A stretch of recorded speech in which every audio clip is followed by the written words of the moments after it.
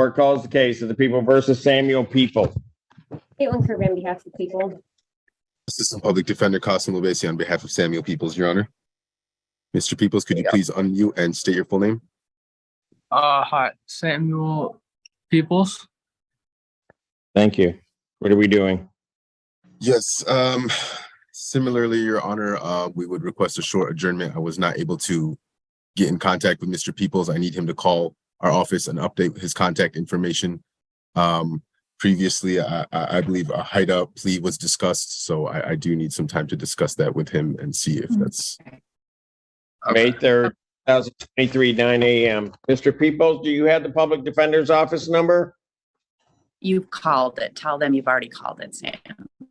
No, I don't think I have. So I'm his mom. Currently, Yes.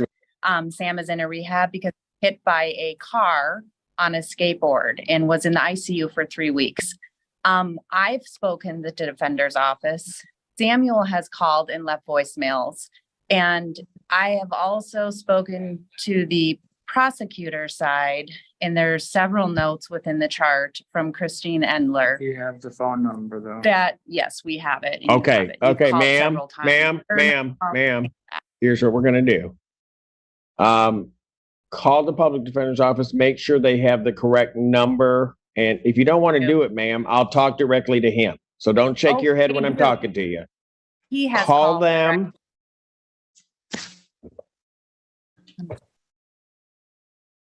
I'll wait till you're done. Okay, I have called directly. I have been present when my son called directly. I have my son's phone. He has text directly, and no one has responded to him.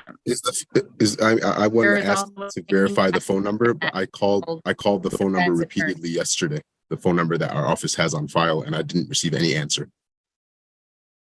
Right, he is in a rehab right now. This entire case, he went through probation Can already I just for 6 get months. you to do one thing for me? Ma'am, I realize that's your son. He has attorneys. So if I can just get you to do one thing, and that is just please call the Public Defender's Office, make sure that the information that they have to contact you and your son is correct so that they can discuss it. My understanding is there may be a HIDTA plea on the table, which is greatly beneficial to your son. So you sitting here talking to me isn't going to do you much good until we can get this resolved. Well, which number do you have for Samuel? Why don't you ask Sam what number you have? No, we're not going to put the number out. We're on YouTube, ma'am. I don't want it broadcast to the world unless you want everybody calling. Well, honestly, that's why we do it this way. Sam has the defender's office number and he's called multiple times. Okay. I'm just, ma'am, I don't know you know what? Here's what we're going to do. Mr. Bopesi, guess what? You're the lucky one today. You get a breakout room because I'm done with this one. I'm going to put you into a breakout room. That way you can communicate whatever you need to communicate without mom putting all his business out in the street. Thank you, Your Honor. I appreciate it. Put him into a breakout room. May 3rd. Operating. May 3rd.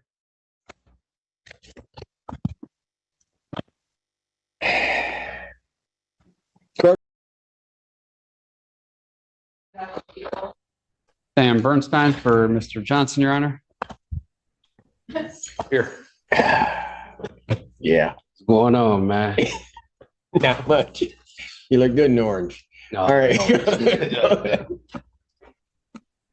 Oh, yeah. So we're asking the court to please set this for a preliminary exam, Your Honor. We have all discovery shared with the exception of the 911 call that was requested earlier this week. It should be over to Mr. Bernstein by the latest on Monday. My expectation would be more likely that it gets to him tomorrow.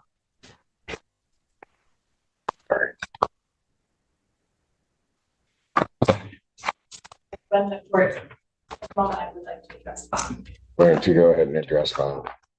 So I understand in this case, bond is currently set at 10,000 cash or surety with no 10% privilege. We did request 150,000 on this case originally. I understand he has his bond currently denied out of the circuit court and multiple holds in this case.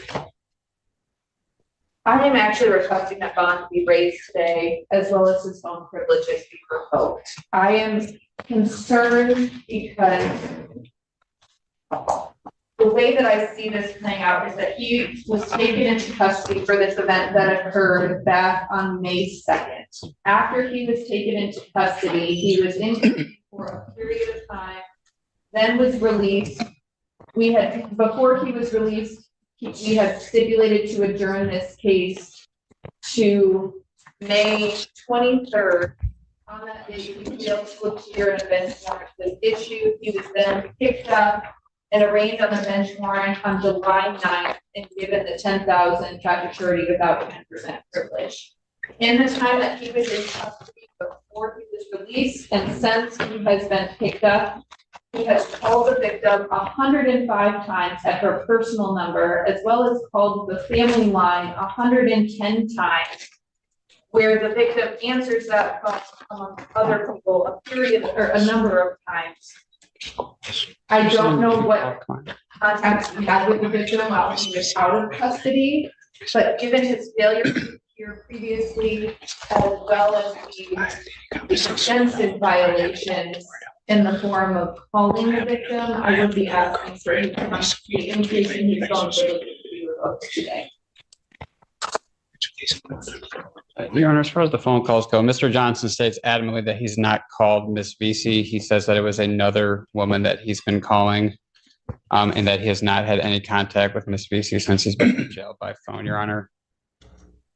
I apologize. It is the victim's phone number because the victim has called our office and provided that phone number that he has called 105 times as her point of contact to our office.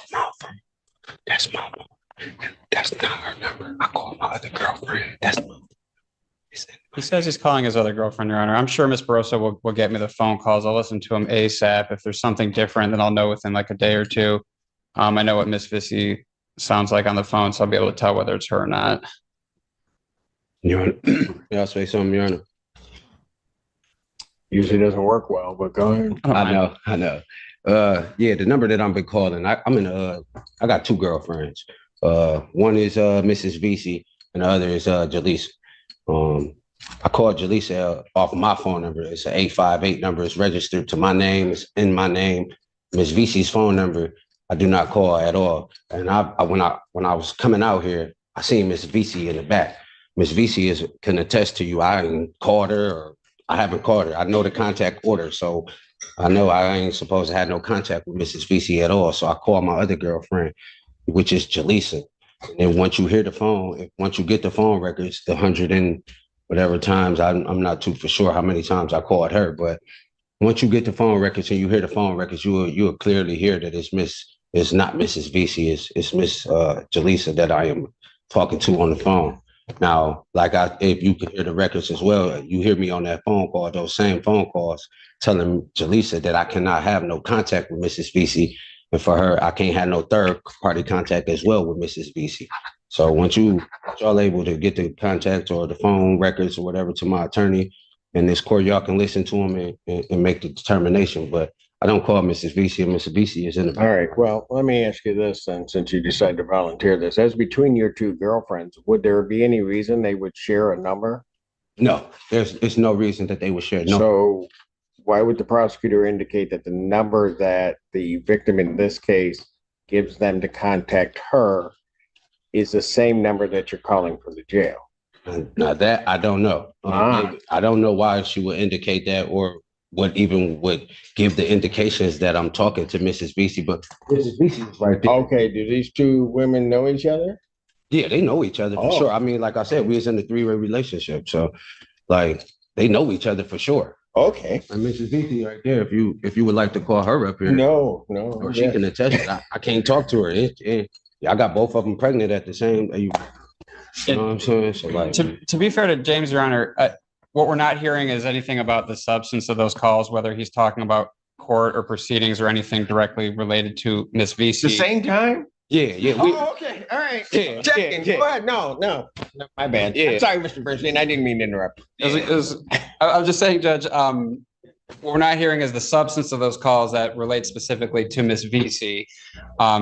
anything that would indicate that it is Miss VC herself. We're talking about the number, but as far as like what's on those calls, I mean, what we're not hearing does kind of support what James is saying, that he wasn't calling Miss VC, Your Honor. Okay, I don't, so there's no way without me seeing, I mean, you haven't seen them, Mr. Bernstein, that we're gonna know. But my posture on those cases is that if the people are representing to me that the number is the same, I don't know what's going on. Doesn't matter to me. All I know is that the number is the same. I'm not sure what those conversations are.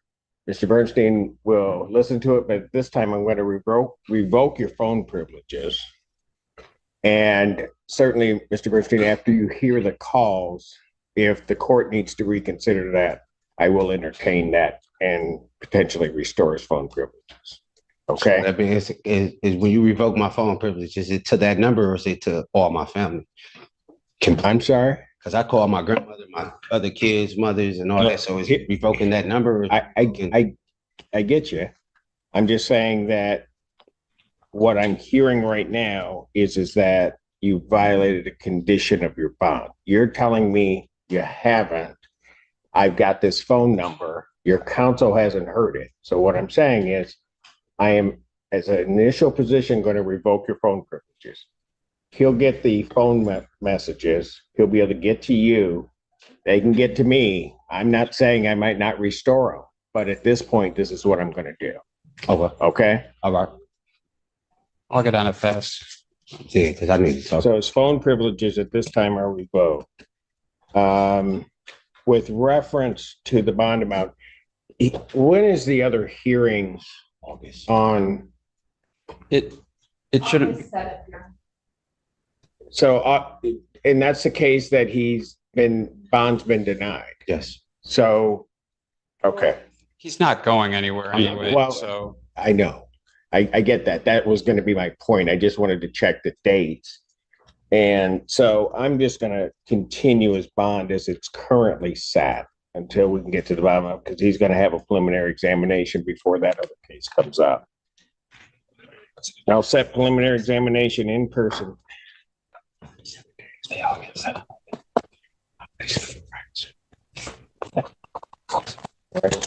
Thank you. Thank you, Your Honor.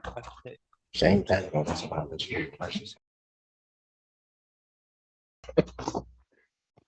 does call the case, the people of Pittsfield Township versus Aaron Brown. Silvana Reed, Assistant Public Defender, with and on behalf of Mr. Brown. Mr. Brown, could you please unmute and state your name for the record?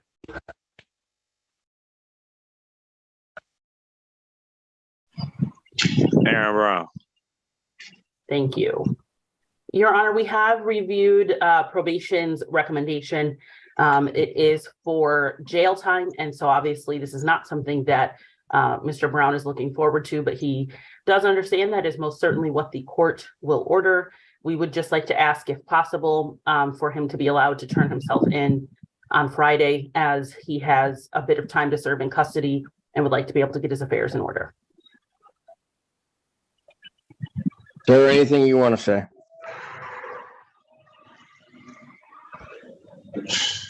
I got prom next month. I've been here 17 years. I'll turn myself in after that. I'm not coming there Friday. I ain't missed a beat with my daughter. I've been here the whole 17 years. I can't turn myself in Friday. I don't want to go against your orders.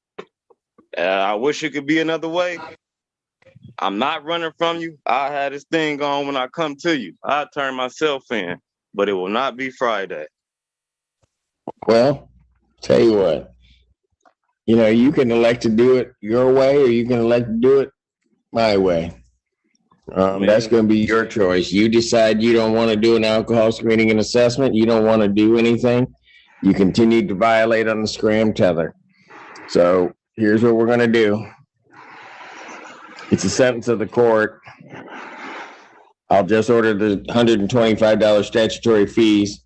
I will order 93 days in the, well, hold on a second. Is that the max on this? Yeah. I'll order 93 days. Well, hold on a second. What did he plead to? Operating one. Okay. I'll order 93 days, Washington County Jail, credit to Defendant to serve the balance. Defendant has told me he doesn't want to report, so we're going to do it this way. I didn't tell You you. report. I'm going to order that you don't get to choose your time. I mean, can we work? I'm going to order that you report to the Washington County Jail by 6 p.m. today. Failure to report there'll be a bench warrant issued for your arrest. That event bench warrant will issue with no bond. So you don't report 6 p.m. today, your choice. I'll send people to get you. It's real easy for me. Thank you.